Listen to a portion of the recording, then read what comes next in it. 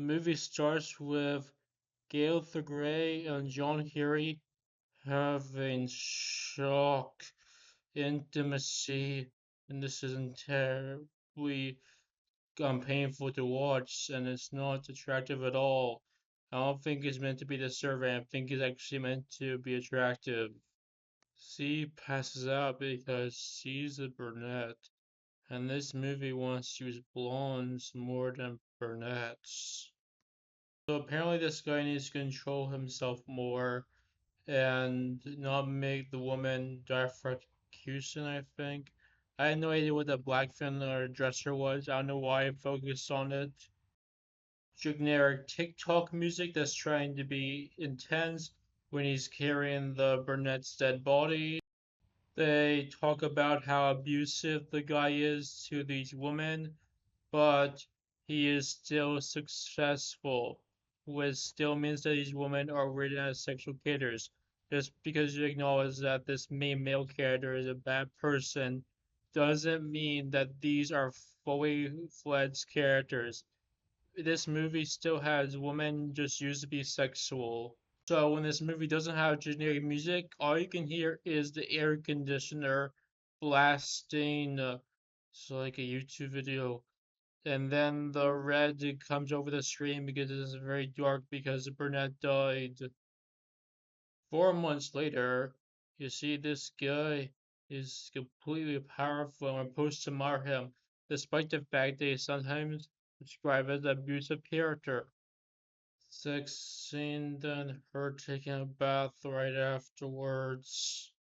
Really, we're going to have a mystery plot in this Vex film? Don't you think that's a bit too difficult to follow for a sex movie? They're trying to figure out who ran the brunette over. The blonde, because she had the best connection with the brunette woman, gets flashes of a car noise from when the brunette died. I guess this is done fine. Next, we get this weird scene where a guy is eating too many hot dogs, and that's why he can't get women. I don't think you should be insulting your own audience, movie. You are way more beautiful, a 20-year-old. You're way more beautiful than me, a 40-year-old. That's the dialogue here. Music distracting because you're trying to add character dialogue. When we meet this guy as a parent from a different country, despite the fact that he has no accent at all, and they drink alcohol, whatever. Like I said, this mystery plot is way too complicated for a sex film. He's too skinny, way too attractive to be with a fat man. Woman dance for over 3 minutes for this fat man. Like it was insulting fat men in the last scene, but now it acknowledges that fat men are their audience. One of the plot points is the air conditioner needs to be fixed. I guess that's why they have it on for an entire film. Wouldn't it be easier to just turn the air conditioner off instead of making this a plot point? In love cars, you have to give out the little fact that it's a sports car, but not say the brand of the car, not taking fully advantage of the fact that men like cars. See, that's a guy that followed her home into her house. And this guy's car looks like the car that killed the brunette. This is so stupid. This is a male fantasy movie.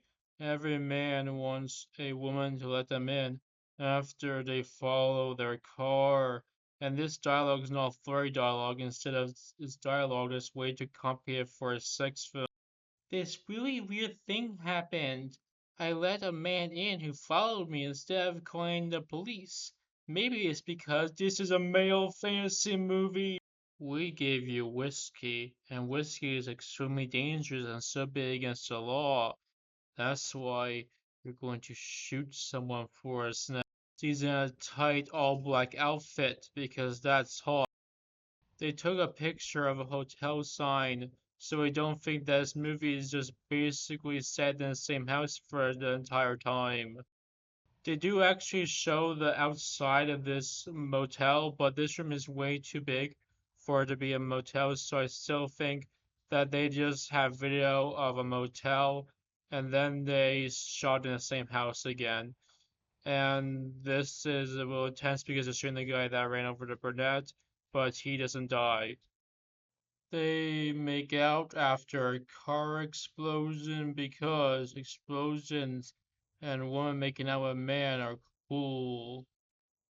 Ow, you suck, you don't bite, Jesus Christ. So we find out this is not the guy who was driving the red car that killed the brunette. And now they have sex.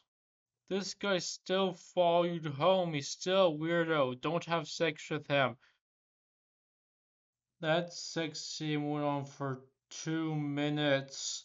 So now this guy is helping them solve the case, despite the fact that you shouldn't trust someone who followed your car. Come on, man, yeah, lift those weights so you can be with that woman and bite her nipples way too freaking hard. Oh my god, I still can't get over that. This painter is a principal of a munchie. That is kind of funny. Two women have a supposed to be intelligent conversation, I think. The man does not know the difference between his left and his right. That is so funny.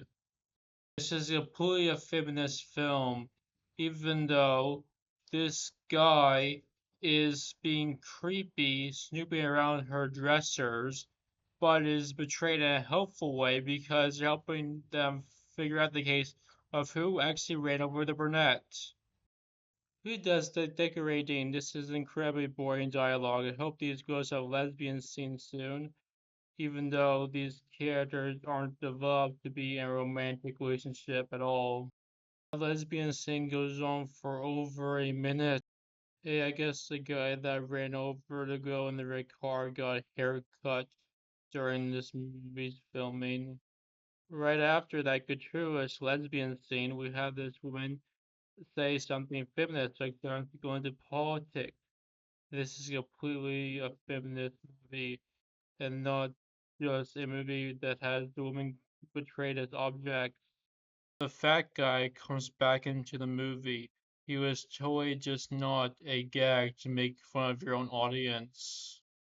The movie ends with a strong male character who's completely unmarketable for an entire time, suing the woman. No! The woman runs the guy over. That's how the movie ends. Feminist movie, so it's revealed that she was the woman driving the red car, even though the car that she just ran over the guy with was yellow. But who cares about that? This is a feminist movie, completely. So that's Zen of Desire. This is obviously a terrible movie, but it doesn't really try to be good because this is just a sex movie, but it does at least try to be more of a sex movie by having the characters be actual characters. There's just a bunch of problematic stuff they would expect in a sex movie, like a guy that's implied to be abusive being a strong male character that we are supposed to admire, and a guy that follows her car is now a helpful character that is just extremely problematic and definitely not something that you would put in your movie unless you wanted to be a male fantasy movie.